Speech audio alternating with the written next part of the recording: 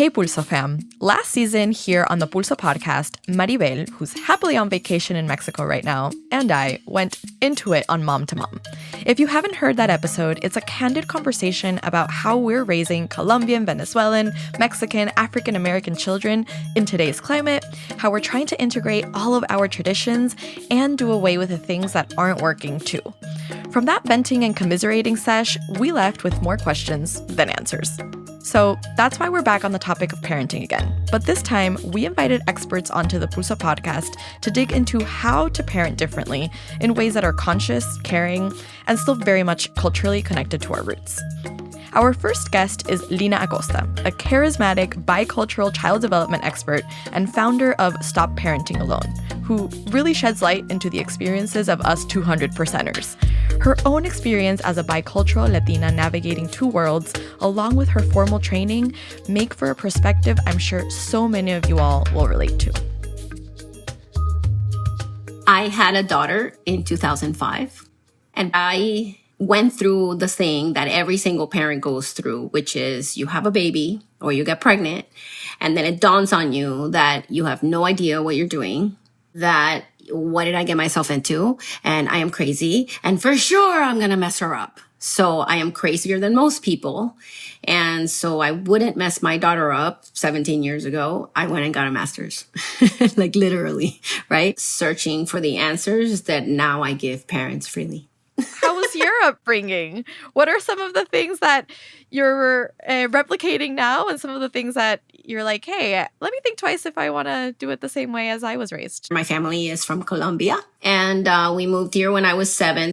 I was able to go to the buffet table of Colombian values and ideas and beliefs and American values and ideas and beliefs and put what I liked on my plate. It wasn't smooth, but that's who I am. You know, I like to tell parents when you're raising a bicultural, bilingual child, they don't belong to either world. Ni de allá, ni de acá, right? We are a bridge. So, and I grew up in Miami. So I'm also a Miami girl, which is very, very different than growing up in any other city in the United States. We are the community that is privileged in this city, the Latinos. But the minute you step out of here, which I did, that's when I understood, oh, wait, I'm a minority? What? It can sometimes be lonely, Lina. Is that part of the connection to why your community is called Stop Parenting Alone? The message to parents is, listen, back in the day where we still lived in tribes and villages and not so long ago, right? It was 3 adults to 1 child. And now we're doing the opposite. Now we're doing 1 adult to 3 children. Why did I call my company Stop Parenting Alone? Because the number one thing that a lot of parents do when they have this baby is that they isolate. And isolation is one of the top 3 mistakes that new parents make, right? That then creates the burnout and the stress that is all over the news. Our brain is social. We survived the woolly mammoth because we learned how to be social with one another. So why stop parenting alone? Because I know that you need a community. I know that the brain needs a village, and I know that children need a village.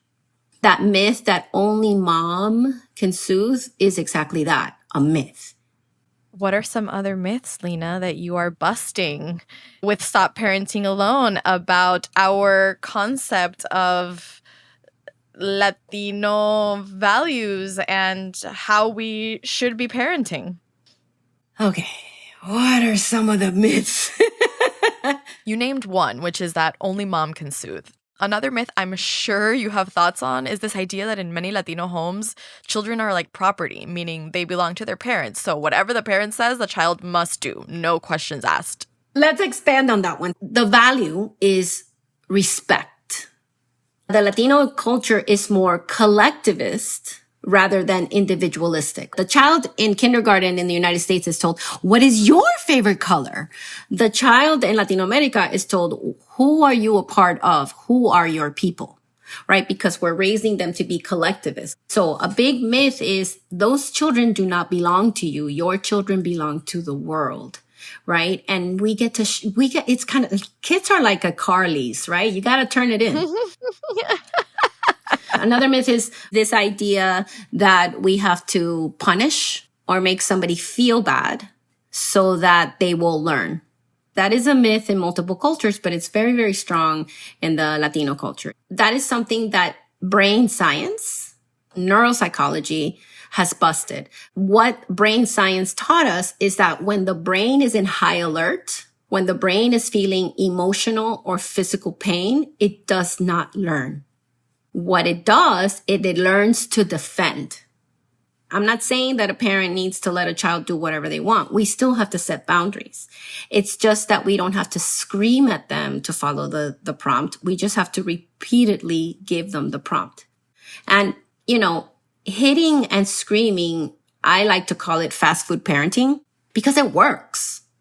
For most children, they get scared and they stop doing it, but they're not stopping because they've learned, hey, I don't hit my brother because I'm supposed to love my brother and I'm supposed to learn to tell my brother, hey, don't take my Play-Doh. I don't hit my brother because I'm afraid of getting hit. The other big myth is that children are always happy. Pero él no tiene nada que preocuparse, ¿para qué? Porque está tan bravo si él no tiene nada que preocuparse. Which is back to this idea of like that no human being, no matter how old they are, stays in one emotion 100% of the time. So again, what's the pushback? The pushback comes from not knowing development, not knowing how to handle emotion, and not knowing how to be in relationship. Because like, if you have issues with romantic relationships, you're going to have issues with your parenting. Yes. Totally. Because you are having a relationship with another human being, right? And what I hear you saying, Lena, is that they are a full human that is whole and that deserves respect and has autonomy, even if they're 6 months old or 3 years old or 7 years old or 10 years old. Correct. One final myth to bust. Please admit and accept when you make mistakes with your babies. It's not if, it's when. I know that you will scream. I know that you will say something less than kind. I know that you will lose your temper with your baby. And I want you to be gentle with yourself and with them. The most beautiful moment in a relationship is when we go back to that person that we love and we say, you know what, buddy? I really scared you. And I forgot to take a deep breath because I was so frustrated and I started screaming. And, that happens, but I'm going to work on it. And let's start over. So be gentle, accept your mistakes, ask for forgiveness, and start again. Asking for forgiveness. It's such a simple act, yet I think many of us parents underestimate what a powerful gesture it is to say, I'm sorry to our kids. Lena left us with so many useful strategies for being more conscious parents, and she's full of so much more wisdom I know all the caretakers listening will love. Así que ya saben, to learn more from Lena, follow her on Instagram at Stop Parenting Alone. And since I have you on Instagram, give @Latinx Parenting a follow too. That's the movement our next guest, Leslie Priscilla, founded to liberate our lineage and end harmful practices with our children. From Leslie, you'll learn eye-opening history, see yourself reflected in much of Leslie's story, and maybe even start healing parts of your upbringing you didn't know you needed to heal. Leslie began our conversation sharing how her childhood shaped her path into designing a more conscious parenting philosophy. It started with her own parents. They were not really mature enough to be parents. And so when I was 9 years old, they ended up splitting. And so I always say that my first parenting experience was actually being an emotional support to my little sister. So when my little sister was born, amidst all the chaos, I was like, I want to make sure that she's good. I want to make sure that she's feeling safe, that she's feeling secure, that she has somebody that she knows that she can go to. Because at that time, my mom was not well emotionally. She really did the best that she could, but she also didn't have the capacity to offer me connection because she was very disconnected from herself, And so when I became a mom, I was like, I don't know how to be I don't know how to do this. I don't have a blueprint for this. And I was like, no, I can't have that happen. Yeah. I can't. You wanted to break the cycle, right? Yes, exactly. But I didn't have that language at the time, right? I was just like uncomfortable. I was like, there's just a lot in me that feels really uncomfortable and I don't know what to do with it. The parenting journey wasn't something that I was ready for. But I feel like my childhood was kind of what began to lead me into the work that I do now. So now tell us more about where the moment was where you're like, okay, I have this background, I have this childhood. At what point do you decide I'm taking matters into my own hands and founding what is now Latinx parenting? As I was pregnant, as I was reading parenting books, I had really decided that I wanted to give birth at home. I wanted to breastfeed. I wanted to wear my baby. I wanted to do all these things that when I was reading about them, I was being told that this was attachment parenting. And all of the people that were writing these books on attachment parenting were white people. There's something missing here. I'm not seeing my culture. Where are my people in these books? And I'm realizing that those two are so far apart, right? The gentle parenting, the intentional connection to kids, seeing children as sovereign, sacred individuals seems like the right thing. Why does my family not have that? Why is that not something that I experienced as a child? Why is that not something that my primos and primas experience as children? They deserve that too, right? And it was very clear to me when my daughter was born. The moment that she was born, she came out and I looked at her and I immediately had this thought of, this is me. And I deserve this. I deserve to be looked at in this way. I am sacred in this way, and something happens to all of us along the way that makes us forget that.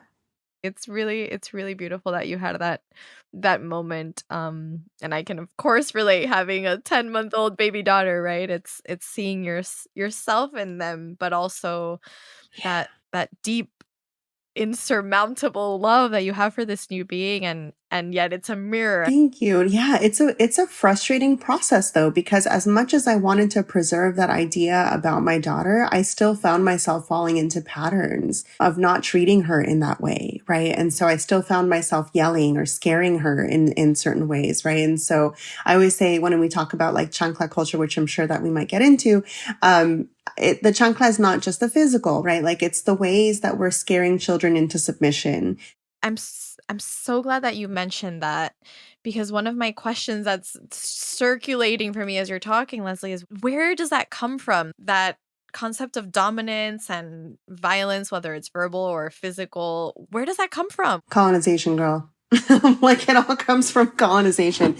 And I didn't know that. I didn't know that when I first had my daughter. I didn't know that like all of the lack of capacity that our family has to recognize that we never deserved violence, right? That's like the main thing that when I was working with parents too, is like so many of us in this community really, really have internalized this idea that we deserve punishment, that we deserve violence, that we deserve less than that sacredness. When we get exploited, when we get marginalized, it's all on par with this very colonial way of living. Like, oh, you're not going to talk to me that way.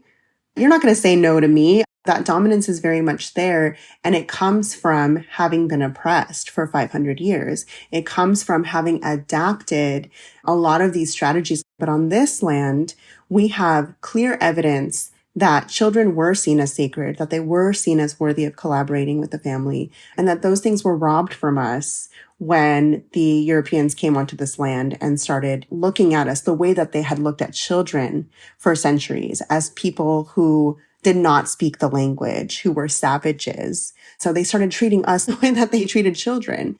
This actually goes so much deeper than we thought. And so it's more than just undoing the 500 years of colonization. It's, really replacing these systems entirely with our systems of liberation. What role do you think fear also plays in how we're manifesting all of these parenting patterns that we want to do away with? Oh man, fear is like the tool, right? Like if we're talking about colonization, like what is the tool that colonizers use, it's fear, right? It's fear of not surviving. And so there's multiple ways I think that we can acknowledge fear. I think that, I think about, for example, the privileges that I hold as a lighter skinned Latina, and how even for me, like navigating a tantrum, for example, is still challenging. But for a recently migrated Haitian or Dominican Republic, mother who maybe is here undocumented, maybe doesn't necessarily know the laws, that experience somatically, like in the nervous system, for your child to be having a tantrum in a public space is going to generate so much more stress than it would for somebody like me. Like you're afraid of someone looking at you or somebody making it so that your child is separated from you, right? So that experience is so different. And so when we think about fear, like we also have to think about how that's connected to love. It's like, I love you so much that I'm going to threaten to hate you because I don't want you separated from me. And that's what I didn't see in the parenting books, I was like, wait a minute. Like there's something really, really missing. Like we are not acknowledging what would actually make it easier for our communities to parent in these ways is if our needs were met. And so much of the need is not met because we don't feel like we deserve it. We were taught that we deserve violence. We were taught that exploitation is normal. This is just what you do. This is just what you accept. And so this is why moving away from that kind of parenting where you're negating your child's sovereignty is a political act. We knew what we deserved as children. We knew that we deserved better. Tell us about your End Chancla culture movement. The End Chancla culture movement really was started because I was seeing so much media that was glorifying. I was watching Why You Crying by George Lopez recently, and I found myself laughing at some of these things. And I was like, oh my goodness, it's made to make us feel like finally we're represented, right? Like I remember watching Why You Crying when I was younger and being like, oh, I'm so glad. Like this is my family, And so I think that a lot of people are still in that space where they're seeing those videos and they're like, this is good. We have to understand the implication of the normalization. Chancla culture is colonizer culture. Chancla culture is oppression culture. Chancla culture is domination culture. And so we have to be very transparent about the ways that shows up in other ways, like verbal chancletazos, like emotional chancletazos, all of these things that we don't necessarily consider to be violence, but are still violating of a child's right to safety, integrity, and to their sacredness. And so that's really what the movement to end chancla culture is about. For a child, it's very confusing in the nervous system when the person that's supposed to protect them is also the person hurting them. I'm not saying that it's easy not to do that, but I'm saying that it's worth it to try to reflect on what else might be able to be done. Well, there's so much to do, but if we do it together, Leslie, I know that we're gonna collectively end all of these cycles that are, like you say, hurting our bodies, our minds, but also our spirits. It's probably not something that's going to happen in our lifetime. 500 years of colonization is going to take several generations of undoing. And so I just really want folks to be gentle with themselves so that they can be gentle with their children. You can subscribe to the Pulso Pod wherever you get your podcasts. And if you like what you heard, please leave us a review on Apple Podcasts and tell a friend to give us a listen. Have questions or story ideas to send our way? Send us an email to info@projectpulso.org. This episode was produced by me, Liz Alarcón. It was edited, mixed, and scored by Charlie Garcia. Technical assistance and additional support by Jackie Noack. Additional audio engineering and original music composition by Julian Blackmore. The hosts of the Pulso Podcast are Maribel Quezada Smith and me, Liz Alarcón.